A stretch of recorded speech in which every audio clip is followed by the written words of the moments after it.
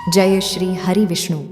जिस प्रकार जीव अपने पुराने वस्त्रों को त्याग कर नए वस्त्र धारण करता है, ठीक वैसे ही जीवात्मा पुराने शरीर को त्याग कर नए शरीर को धारण करती हैं। आज हम महर्षि वेद व्यास द्वारा रचित गरुड़ पुराण के आधार पर यह जानने का प्रयास करेंगे कि मनुष्य की मृत्यु कैसे होती है और मनुष्य के शरीर से आत्मा कैसे निकलती है। दोस्तों, स्वागत है आप सबका हमारे चैनल सोल डाइट में। आपसे विनती है कि चैनल को सब्सक्राइब कर लीजिए और कमेंट बॉक्स में जय श्री कृष्णा लिखकर परमात्मा को अपना आभार व्यक्त कीजिए। नैमिषारण्य तीर्थ में ऋषि गरुड़ महापुराण का दिव्य व्याख्यान करते हुए कहते हैं कि है मुनिश्रेष्ठों, जब गरुड़ देव ने भगवान श्री हरि विष्णु जी से विनय पूर्वक आग्रह किया और पूछा कि हे प्रभु, जीवात्मा किसी भी प्राणी के शरीर को कैसे छोड़ती है तथा आत्मा के शरीर से अलग होते समय शरीर की कैसी दशा होती है और मृत्यु कैसे होती है, इसका विस्तार पूर्वक वर्णन कीजिए और मेरी जिज्ञासा को शांत करने की कृपा कीजिए। भगवान श्री हरि विष्णु गरुड़ से कहते हैं कि यह विनीता पुत्र, अब मैं तुम्हारे संशयों को दूर करते हुए तुम्हें आत्मा के शरीर से मुक्त होने अर्थात व्यक्ति की मृत्यु का वर्णन तुम्हें सुनाता हूँ। हे गरुड़ देव, प्रकृति परिवर्तनशील है और निरंतर बदलती रहती है। पत्थर में पेड़ के हरे पत्ते सूखकर और पीले होकर नीचे गिर जाते हैं और बसंत में पुनः से हरे पत्ते उग जाते हैं। शीत ऋतु के बाद ग्रीष्म ऋतु के बाद वर्षा ऋतु के बाद शरद ऋतु और फिर शरद ऋतु के बाद शीत ऋतु दोबारा से आती है। यह सब निरंतर चलता रहता है कर मनुष्य भी पहले शिशु, फिर बालक और फिर युवा और अंत में वृद्ध हो जाता है। जो प्राणी इस संसार में उत्पन्न होगा उसका इस संसार को छोड़कर जाना भी निश्चित है। अतः समय अनुसार यह क्रम चलता रहता है। इसी क्रम में जब व्यक्ति अपनी औसत आयु को उसका इस संसार को छोड़ने का समय के शरीर से मुक्त होने से पहले उसे व्यक्ति के शरीर में कई प्रकार की व्याधियों अर्थात रोग उत्पन्न हो जाते हैं, जैसे कि मस्तिष्क का रोग, आँखों का रोग, कानों का रोग, नाक का रोग, मुंह का रोग, गले का रोग, हृदय का रोग, उदार रोग, पैरों का रोग इत्यादि कई प्रकार के रोग हो जाते हैं। उसका कणठ अवरोध होने लगता है, उसकी आंखों में आंसू आने लगते हैं, उसका शरीर पंगु होने लगता है, उसकी हृदय गति रुक जाती है, हृदय सुन्न हो जाता है, उसे अत्यंत घुटन महसूस होती है। उसने अपने जीवन में जो भी शुभ अशुभ कार्य किए और जो जो उसके जीवन में घटनाएं घटित हुई होगी उन सभी का स्मरण उसे होता रहता है। यह सब एक चलचित्र की भांति उसकी आंखों में दिखता रहता है। इस भावना के दौरान उसके मन में जीवन भर अर्जित संपत्ति और प्रियजनों के प्रति अत्यधिक आसक्ति होती है, जिसके कारण उसके प्राण निकलते समय उसे अत्यधिक कष्ट और अत्यंत दुख होता है। इस समय वह अपने प्रियजनों को पुकारता है और उनसे बात करना चाहता है, उनसे कुछ कहना चाहता है, लेकिन समर्थ विहीन होकर कुछ कह नहीं पाता और उसकी बातों और संकेतों को पास बैठा कोई भी व्यक्ति नहीं समझ पाता है।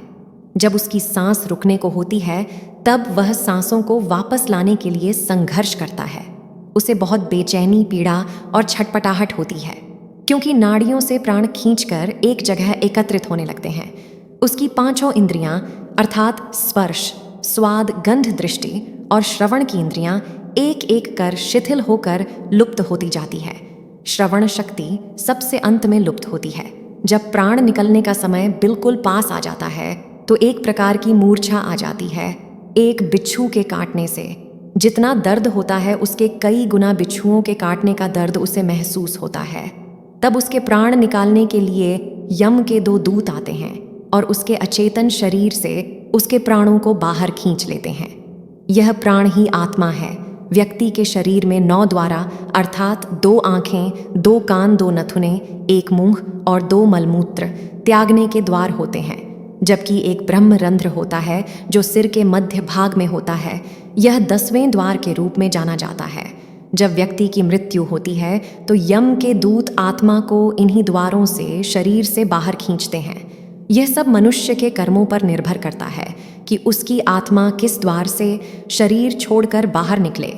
जो लोग श्रेष्ठ योगी, संत, महात्मा, आर्षि, मुनि, सर्वहितेशी और भगवान के भक्ति मार्ग पर चलने वाले होते हैं, उनकी आत्मा अपने आप ब्रह्मरंध्र से देह का त्याग करके बाहर निकल आती है। जो लोग धर्मपरायण भागवत कथा का प्रचार प्रसार करने वाले और मधुर वाणी वाले होते हैं, उनकी आत्मा मुख द्वार से बाहर निकलती है। जो लोग सदाचारी और भागवत कथा सुनने वाले होते हैं, उनकी आत्मा कान के द्वार से निकलती है। जो लोग सत्यकामी और दूरदृष्टि वाले होते हैं, उनकी आत्मा आँख के द्वार से निकलती है। जो लोग अच्छी विचारधारा और सहयोगी स्वभाव वाले होते हैं, उनकी आत्मा नाक के द्वार से निकलती है। और जो लोग अत्यंत पापी, क्रूर, गंदी विचारधारा वाले, अत्यधिक झूठ बोलने वाले और दूसरों का अनिष्ट करने वाले होते हैं, उनकी आत्मा को यम के दूत मलमूत्र त्यागने वाले द्वार से बाहर खींचते हैं। जब आत्मा मुख के द्वार से निकलती है तो मुख से झाग या फेम निकलता है। जब आत्मा आँख के द्वार से निकलती है तो आँखें उभर कर बाहर निकल आती हैं। जब आत्मा कान के द्वार से निकलती है तो कान से मवाद या मैं निकलता है। जब आत्मा नाक के द्वार से निकलती है तो नाक से गंदा पानी निकलता है। और जब आत्मा मल मूत्र त्यागने वाले द्वार से निकलती है तो इन द्वारों से मल व मूत्र बाहर निकल आता है। इस प्रकार यम के द्वारा आत्मा को शरीर से बाहर निकाल कर अलग किया जाता है। तो यह थी गरुड़ पुराण में वर्णित आत्मा के शरीर से मुक्त होने के बारे में एक छोटी सी जानकारी। अगले भाग में हम शरीर छोड़कर अलग हुई आत्मा और मृत्यु के बारे में जानकारी देने का प्रयास करेंगे। हम आशा करते हैं कि आपको यह जानकारी अच्छी लगी होगी। अच्छी लगी हो तो वीडियो को लाइक करें और हमारे चैनल को सब्सक्राइब करने का कष्ट करें। अगर आपने हमारा चैनल पहले से ही सब्सक्राइब कर रखा है तो इसके लिए हम दिल की गहराइयों से आपका कोटि कोटि धन्यवाद करते हैं। एक बार फिर से आपका बहुत बहुत धन्यवाद दोस्तों। अगर आपको इस विषय से जुड़ी कोई अन्य जानकारी चाहिए तो आप डिस्क्रिप्शन में दी गई और वीडियो को देख सकते हैं। दोस्तों, आशा करते हैं कि आपको हमारी यह कोशिश पसंद आई होगी। तो मिलते हैं दोस्तों एक नई ज्ञान चर्चा में, तब तक के लिए जय श्री कृष्णा।